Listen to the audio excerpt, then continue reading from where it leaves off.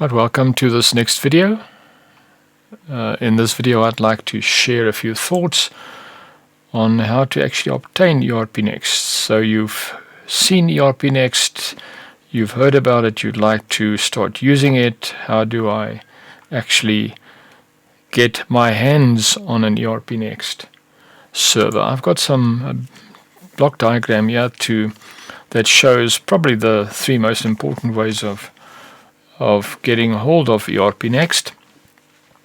In the first case, I've set your server at home, but obviously that extends to server at your offices. The point is, whatever rooms, offices, buildings you've got, you keep the server there. All right. The next one is software as a service, and there's many service providers across the globe that actually offers the service. You sign up, you pay your monthly fee, or whatever it is, monthly, yearly, and you start using ERPNext. All right, and of course the next one is the cloud-based VPS, very similar to this, but now the hardware is sitting somewhere in a data center, either just up your road or halfway across the globe, depending on which service provider you choose. Right, I think in terms of hardware, let's just have a look at that. Certainly in this case, you've got to supply the hardware.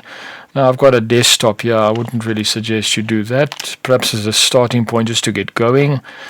It's not a bad idea, but certainly in terms of reliability, you probably would want to move to a proper server machine.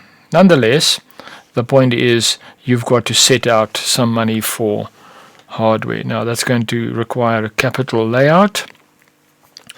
And if you go for an actual server, you'd have you buy a server with a certain performance rating. But keep in mind now, of course, if you start your own business or you've already got a business, look at future growth. All right, as your company grows, you don't want to find yourself in a situation that you need to replace the server in 5 years' time. All right, so yes, capital layout, and you might want to buy a bigger server rather than a smaller one to start off with, so you can grow into the server. In terms of hardware in inverted commas, obviously the service provider's got his structure. Typically are hardware machines that's running a VMware, some VM virtual machine system, hypervisor or something like that, and your server is simply running on top of the VMware. So that allows them to move the server from one physical machine to another physical machine if there's a problem. Now do just make sure that your service provider does provide that service. The more expensive service providers certainly do. The others, I think you've actually got to pay extra for that. So just ask questions around that, because that would really differentiate this option from that one, where you are responsible for maintaining the hardware as it is, as opposed to a certain level of responsibility that you can move off to the service provider. So just have a look at that. In terms of cost, you've got your monthly or yearly cost. There you've got this. Typically, on your setup, will have a big capital layout. There's no capital layout there, no capital layout there. But of course, it's going to be a big capital layout to buy a server, and those things don't come cheap if you go and buy a server. All right. So, but after you've got the server, depending on your setup, you don't have monthly costs. But if you're already in a company and you now put your server under the responsibility of an IT department, you've got a monthly cost in terms of their salaries. Also, what you need to consider is a computer room, a server room where you've got air conditioning, UPS power, etc., etc. Certainly that's managed for you by the service provider, and also you don't have to worry about that if you choose the SaaS option. And of course also with SaaS, which I may just mention, just find out what are the other functionalities, the other benefits that they offer for you, which is part of your service. In terms of installation, updates, maintenance, obviously you've got to install the software here and you've got to install the software there. Here it's already installed, and in terms of updating, you have to do it there, you have to do it there, and this is done for you. Not sure how regularly they do it, but they keep it up to date reasonably well as far as I can gather. In terms of backups, obviously you're responsible there for backups, and some of the service providers have got an automatic feature where you can take snapshots of the entire VM server, well, a VPS server running on your VM at regular intervals. Just have a look at what your service provider offers you in terms of snapshots. Then, of course, you've got the ERPNext backups, all right? I trust you know what the difference is between a snapshot and a backup. Backup is just the backup of the database. A snapshot is a complete image of your server, which you can take on a VPS. All right, and certainly when you run your own machine, whether you're doing it at home or you're at your office, you've got a startup business or you've already got an established business, you're going to have to employ some IT staff and to manage that. And of course, you're going to have to what gets done daily, what gets done weekly, what gets done monthly, and certainly there you make your decisions as well. As far as I know, this software as a service, you can negotiate with them in terms of backups and those types of functions.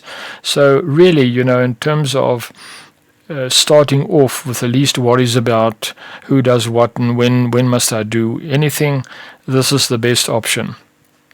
Now, I didn't look at all the service providers across the globe, so I'm not going to sit here comparing the one to the other one, but certainly the biggest one is ERPNext.com. All right, you sign up, you make your payment, and you start using it.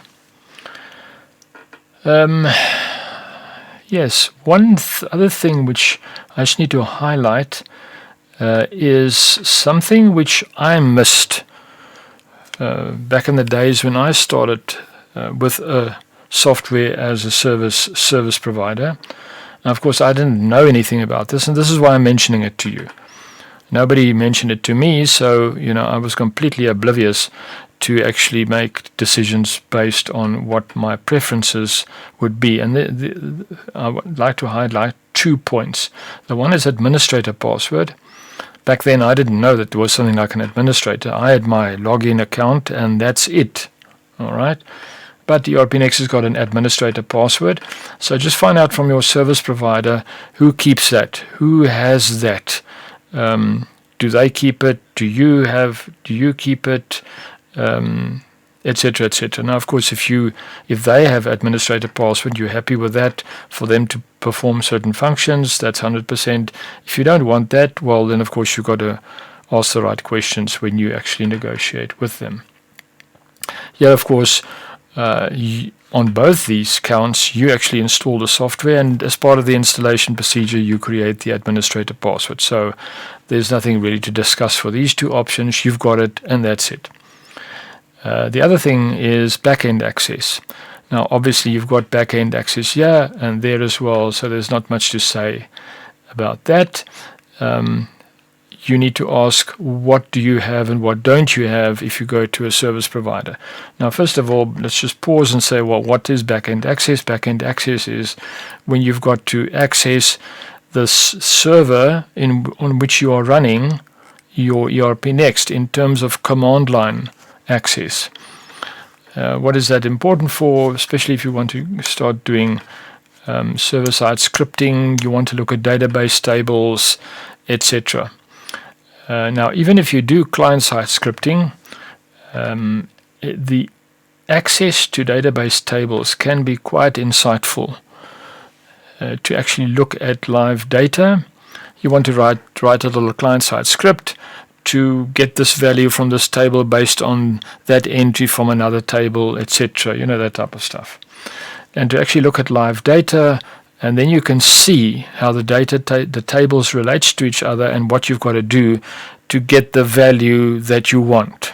So that can be very insightful, even if you just stick to client-side scripting, because I mean server-side scripting has got its own things that you need to take care of. You know, how do you do it so that next time you do an update, that your customizations don't get overwritten. Right, so it is a very useful thing to have, back-end access. If you don't want to use it and you're happy to just work from the front end, that's fine. Everybody's situation is different. All I'm saying is just be aware of it so that you ask the right questions if that is important to you. And I think that's about it. And I hope you found that useful in terms of making decisions of how you would want to start off with ERPNext. Hope you found that useful.